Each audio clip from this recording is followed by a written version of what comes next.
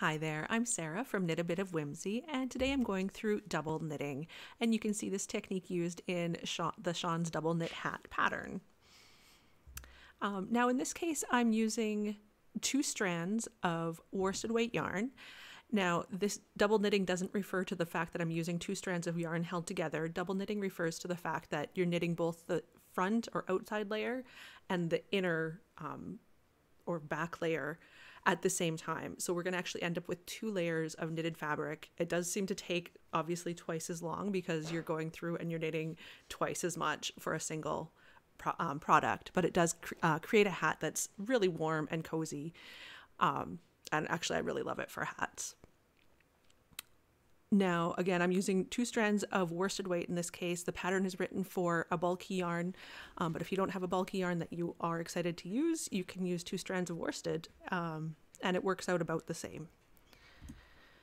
So you can see that to start with, we knit the front side, the main side of your work, bring both strands of yarn to the front, and then we're going to purl using the opposite color, the contrast color, for the inner layer. And we'll go through that again. So you bring both strands to the back of your work, knit with the blue,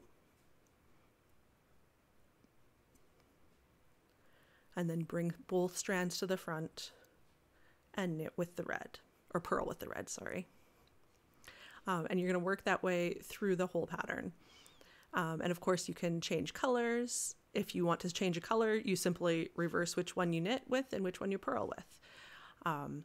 Because the visible side in both cases will be a knit, it's nice because you don't have any, you don't carry your yarn behind like you do with Fair Isle or a lot of other color work. So it is kind of nice for color work, I find. And you can watch the following tutorial for how to decrease using when you're double knitting, because that of course gets a little bit tricky because your two stitches aren't side by side. But I will do a separate video for that one.